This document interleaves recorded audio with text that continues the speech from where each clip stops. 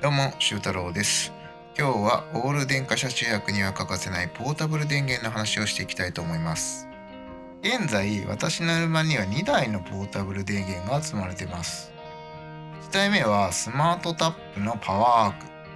スマートタップは日本の企業が作っているポータブル電源で、今となってはあんまり名前聞かないんですけど、購入した2019年はジャクリの日本法人がやっとできた頃で、スマートタップは割とメジャーな商品だった記憶がありますね。現在、大型のポータブル電源の市場では海外勢に完全に敗北してしまいましたけど、小型の市場ではまだ頑張ってるみたいですね。この電源は N 版を買った当初に極寒車中泊で結構痛い目にあったので、車内でですね、電気毛布を使いたいと思ってそのために購入しました。その頃はソーラーパネルは搭載していなかったので、シガーソケットからの給電のみに頼っていました。そもそも連泊も想定していなくて容量も小さかったので、それで特に問題はありませんでしたね。2台目はジャクリーの1000。これは車内で調理をするいわゆる車中飯を始めたタイミングで、調理に必要な家電を動かすために購入しました。当初はスマートタップと入れ替えで1台運用してたんですけど、連泊で車中泊する機会が増えてきて、シガーソケットからの給電のみでは電気がですね、賄えなくなってきたんですね。それでその解決策として N 版にソーラーパネルを装備しました。そしてジャクリはソーラー充電、スマートタップはシガーソケット充電で、2系統からの給電に変更して対応したんですね。シガーソケットからの給電は走行時は0から 100Wh のまで変動しますが、だいたい平均して 40Wh くらいで充電できています。これは1年を通して変わらないですね。私は車中泊旅では1日平均5時間ほど走行するので、200Wh 充電できる計算になります。ソーラーパネルからは冬場晴天で1日10時間ぐらい、平均 50Wh くらいで給電されます。1日で 500Wh くらいは充電できますね。曇りだとその4分の1くらい、雨や雪だとほぼゼロになります。車中泊旅では天気予報を見て移動するので、地域にもよりますが、晴天率はだいたい半分ぐらいですね。ですので平均すると1日 300Wh くらい充電できる計算になります。私が冬場に一晩で使う電力はジャクリ1000の 60% ぐらい。ポータブル電源で実際に使える電力はカタログスペックの 80% くらいですので、だいたい 500Wh くらいになる計算になりますね。1日で平均 500Wh 充電して一晩で 500Wh 使うので、なんとかなるように思えるんですけど、実際はポータブル電源には 100% 以上蓄電できないので、計算通りにはいきません。つまり計算上は2日連続晴天だと 1000Wh 給電されますが、実際に充電できるのは一晩で減った 500Wh だけで、残りの 500Wh は無駄になってしまいます。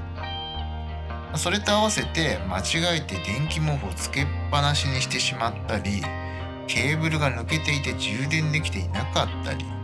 なんか知らんが朝起きたら残量がゼロになっていたりと、いろいろと旅ではね、事件が起きるので、大抵の場合途中で電力が足りなくなります。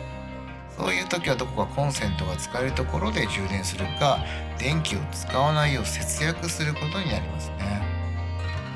それでは実際にケーブルをどのように接続してどのように運用しているかを説明していきます。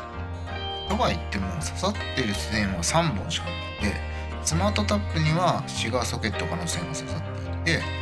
ジャクリーにはソーラーパネルからの線が刺さっていて、スマートタップからジャクリーに1本線が刺さっているだけですね。でジャクリーに刺さっているソーラーのコードはですね、ソーラーパネルからこのリアハッチの横の部分を這わせて下まで持ってきて、こうやってジャクリーに刺さっています。でスマートタップとジャクリーの間の線は何に使うかというと、スマートタップの電力をジャクリーに送るときに使います。スマートタップの DC 出力をオンにすると、だいたい今 83W ぐらいで出力されてますね。で、ジャクリの方は 73W ぐらいで入力されているので、10W ぐらいロスがありますね。という感じでですね、やっぱり計算上ギリギリ大丈夫みたいなラインでやっていくのは、もう最近だんだんとね、辛くなってきましたので、やはりもう、この際ですね、バッテリーの容量自体を底上げしなきゃいけないなという必要性に駆られまして、で今回ね、新しいポータブルバッテリーを導入することにしました。それがですね、こちらになります。ブルーティーの AC200MAX ですね。こちらはですね、電力の容量がジャクリー1000の倍ありまして、